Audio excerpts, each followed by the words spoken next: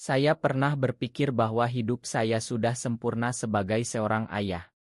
Saya punya pekerjaan tetap di perusahaan konstruksi di Jakarta, istri yang setia, dan seorang anak laki-laki tunggal yang saya banggakan sejak lahir. Tapi hari itu, ketika Arga memakai pin pelangi di jas pengantinnya sendiri, segalanya runtuh seperti bangunan retak yang akhirnya ambruk. Semuanya bermula dari masa kecil Arga. Dia lahir di rumah sakit kecil di pinggiran Jakarta, tahun 1888 saat krisis moneter melanda negeri ini. Saya, Pak Hadi, bekerja keras membangun jalan dan gedung untuk menghidupi keluarga. Istri saya, Bu Ratna, mengurus rumah dengan penuh kasih. Arga tumbuh jadi anak yang pendiam tapi pintar. Dia suka membaca buku, menggambar, dan bermain dengan teman-teman di kampung. Saya sering membawanya ke masjid setiap Jumat, mengajarinya sholat dan nilai-nilai agama yang saya pegang teguh sejak kecil di desa Jawa Tengah. Tapi ada yang aneh sejak dia remaja. Arga jarang cerita tentang cewek. Saat teman-temannya di SMA mulai pacaran, dia malah sibuk dengan klub drama sekolah. Saya pikir itu biasa, mungkin dia fokus belajar untuk masuk universitas bagus. Dia kuliah di UI jurusan arsitektur dan lulus dengan nilai baik. Saya bangga sekali. Kamu bakal jadi arsitek hebat, gak? Kata saya saat wisudanya. Dia tersenyum tapi matanya seperti menyimpan rahasia. Rahasia itu mulai terkuak saat dia berusia 25 tahun. Saat itu, saya sedang membersihkan kamarnya yang jarang dia pakai karena sudah kos di dekat kantor. Di laci meja, saya menemukan sebuah kotak kecil berisi pin pelangi dan beberapa oto. Oto-oto itu. Dia bersama seorang pria, saling gandeng tangan di pantai Bali. Jantung saya berdegup kencang. Saya duduk di lantai, tangan gemetar. Ini pasti salah, gumam saya dalam hati. Saya bukan orang bodoh, saya tahu apa arti pin pelangi itu di berita-berita luar negeri. Tapi di Indonesia, di keluarga muslim seperti kami, mustahil. Malam itu saya konfrontasi dia. Arga pulang larut seperti biasa. Gak duduk sini, kata saya dingin. Saya tunjukkan kotak itu. Wajahnya pucat. Pak, itu. Dia tak bisa bicara. Saya marah besar. Kamu apa-apaan ini? Kamu laki-laki normal. Kamu harus nikah, punya anak, lanjutin garis keturunan. Suara saya menggelegar di ruang tamu rumah kami di Tebet. Bu Ratna menangis di dapur, tapi tak berani campur. Arga menunduk. Pak, aku suka cowok. Sejak lama. Namanya Rio. Kami sudah pacaran 3 tahun. Kata-katanya seperti petir di telinga saya. Saya rasanya ingin memukulnya, tapi tangan saya tak bergerak. Sebaliknya, saya bilang kalau begitu, keluar dari rumah ini. Jangan pernah balik kalau masih begitu.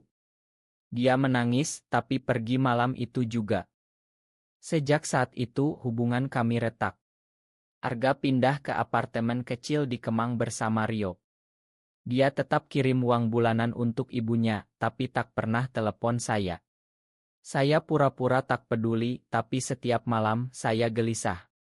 Di kantor, saya kerja lebih keras, pulang larut, menghindari rumah yang terasa sepi. Bu Ratna sering menangis diam-diam, biarkan saja, Rat.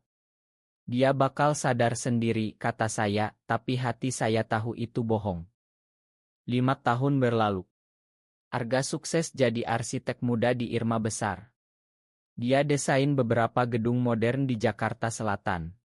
Saya dengar dari saudara, tapi pura-pura tak tahu. Sampai suatu hari, Bu Ratna dapat undangan. Pernikahan Arga dan Rio, katanya pelan, tangannya gemetar memegang kartu undangan berwarna pastel. Saya hampir robek itu, tapi Bu Ratna memohon. Kita harus datang, Di. Dia anak kita satu-satunya. Saya tolak mentah-mentah. Pernikahan apa? Di Indonesia mana ada nikah sesama jenis resmi? Itu cuma pesta doang. Tapi dalam hati saya gelisah. Bayangan Arga kecil yang dulu saya gendong ke masjid muncul terus. Apakah saya salah mengusirnya? Malam sebelum pernikahan saya tak bisa tidur. Saya ingat masa kecil Arga. Saat dia jatuh dari sepeda, saya yang obati lukanya. Saat dia sakit demam tinggi, saya yang jaga semalaman. "Pak, aku sayang papa," katanya dulu. Tapi sekarang, saya yang rusak semuanya karena Pride saya sendiri. Pride sebagai ayah tradisional yang takut dicap gagal mendidik anak. Pagi harinya Bu Ratna berangkat sendirian. Saya duduk di teras merokok batang demi batang. Telepon berdering. Nomor Arga. Saya angkat dengan tangan dingin. "Pak, kamu datang gak?" Suaranya pelan tapi penuh harap. Saya diam lama. "Gak. Papa minta maaf." Itu saja yang keluar dari mulut saya. Dia terdiam lalu menangis pelan. "Datanglah, Pak. Ini hari bahagiaku." Saya datang terlambat, sendirian. Gedung pernikahan di kawasan Scib mewah tapi sederhana. Tamu tak banyak, mostly teman-teman muda dan beberapa saudara yang berani datang. Saya duduk di belakang pakai batik terbaik saya. Saat Arga masuk mengenakan jas hitam elegan, saya hampir tak kenal. Dia tinggi, tampan, tapi matanya sama seperti dulu. Lalu saya lihat itu, pin pelangi kecil di kerah jasnya, berkilau di bawah lampu. Jantung saya berhenti sejenak. Dia memakainya terang-terangan di depan semua orang. Rio, pasangannya, juga memakai yang sama. Mereka saling pandang, tersenyum penuh cinta. Upacara dimulai. Bukan akad nikah resmi, tapi janji setia di depan penghulu Gairindli dan saksi. Saat Arga bilang ya aku terima Rio sebagai pasanganku, dalam suka dan duka, suaranya tegas, tak ragu. Saya menunduk, air mata jatuh tanpa sadar. Setelah janji itu, mereka bertukar cincin. Cincin sederhana dari emas putih, diukir nama masing-masing. Tamu bertepuk tangan pelan, beberapa menangis haru. Saya tetap duduk, tangan mengepal di pangkuan. Bu Ratna di sebelah Arga, memeluknya erat setelahnya. Resepsi berlangsung hangat. Makanan Indonesia klasik, nasi goreng, sate, rendang. Musik gamelan lembut mengalun, campur lagu-lagu pop modern. Arga dan Rio dancing pertama kali sebagai pasangan resmi. Mereka berputar pelan, Rio memeluk pinggang Arga, kepala Arga di bahu Rio. Mereka terlihat begitu bahagia, begitu cocok. Saya hampir pergi saat itu. Pride saya berbisik, ini memalukan. Keluarga kita dicap. Tapi kaki saya tak bergerak. Saya ingat kata Ustaz di masjid dulu, rahmat Allah luas, tapi kita sering sempitkan sendiri. Akhirnya Arga mendekat. "Pak, makasih sudah datang." Matanya merah, tapi tersenyum. Saya bangun peluk dia erat.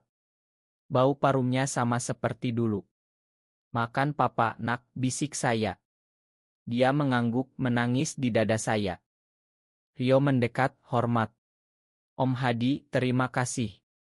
Saya jabat tangannya kuat. "Jaga anak saya baik-baik." Itu saja. Tapi cukup untuk mulai. Malam itu kami pulang bersama. Di mobil, Bu Ratna cerita panjang tentang Arga dan Rio.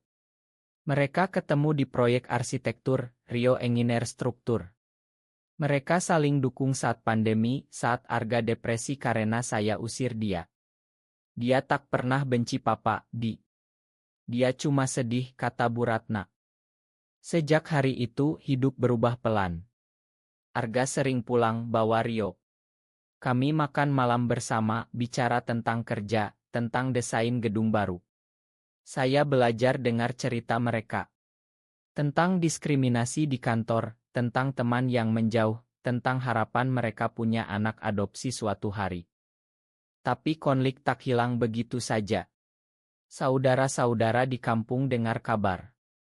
Ada yang telepon, "Hadi, anakmu kok begitu?" Malu-maluin keluarga. Saya diam saja dulu, tapi lama-lama jawab, itu urusan rumah tangga saya.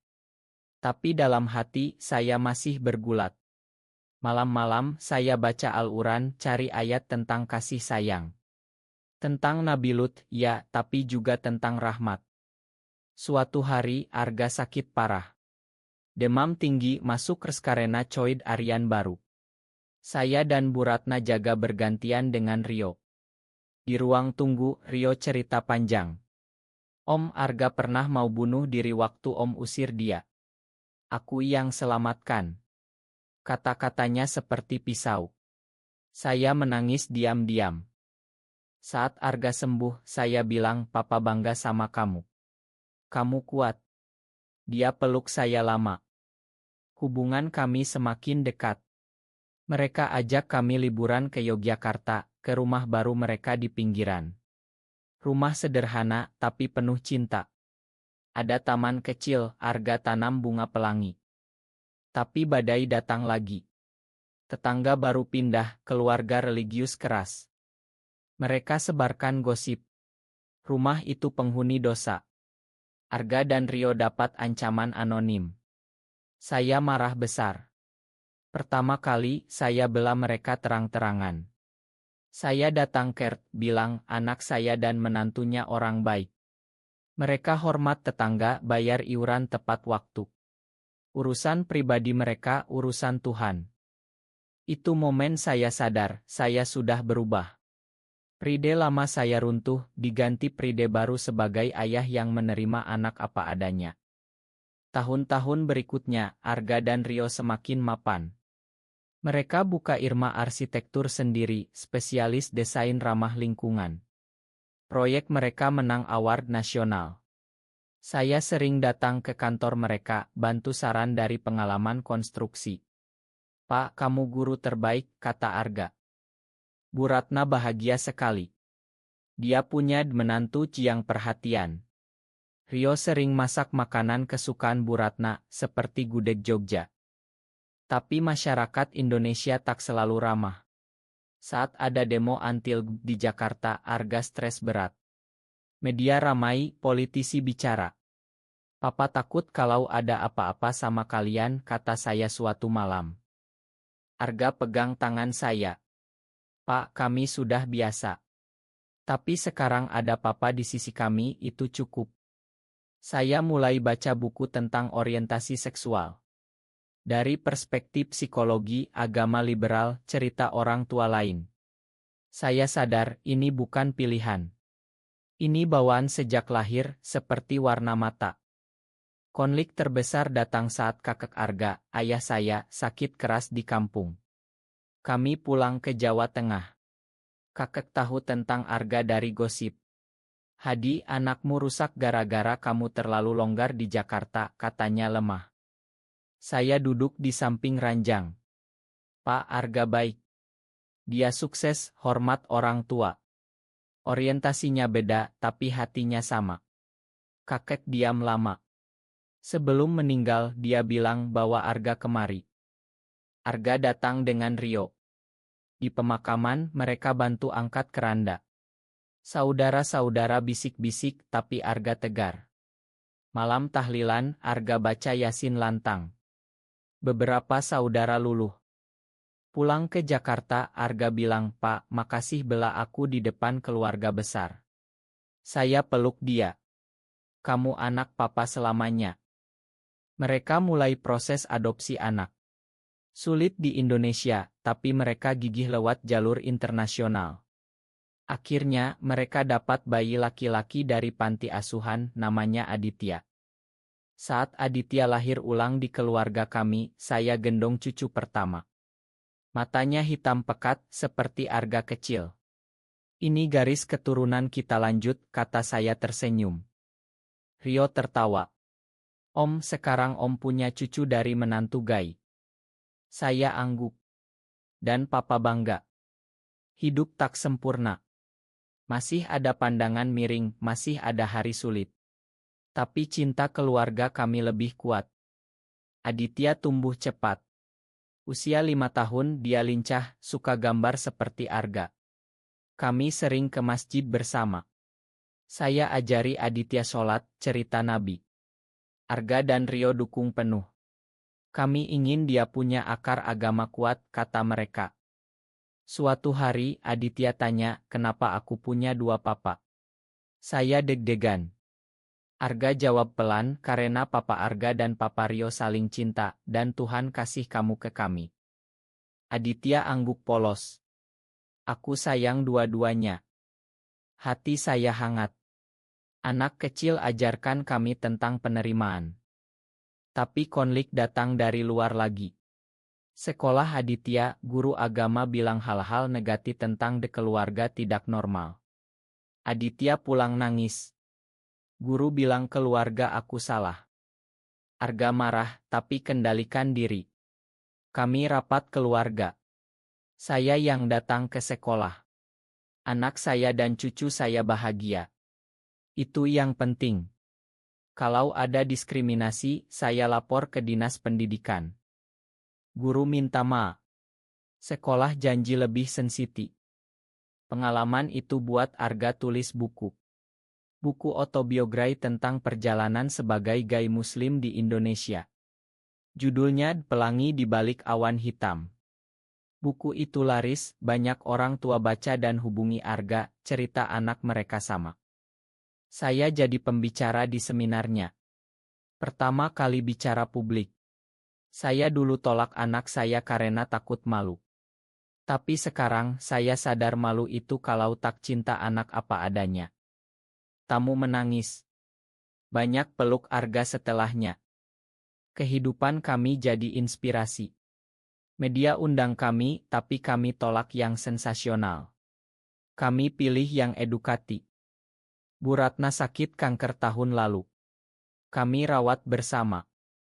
Di saat-saat terakhir, dia pegang tangan Arga dan Rio. Kalian bahagia ya? Mama bangga. Kami kehilangan dia, tapi warisannya cinta tanpa syarat.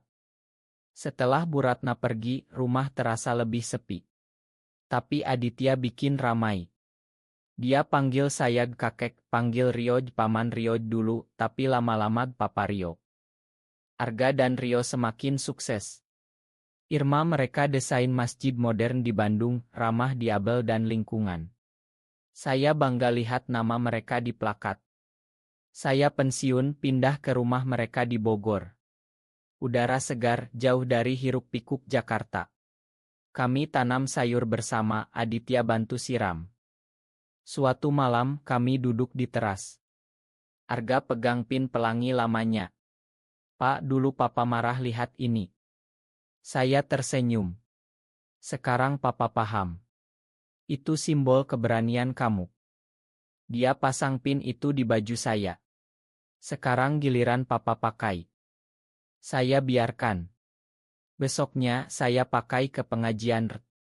Beberapa orang bisik, tapi ketua bilang, Pak Hadi orang baik.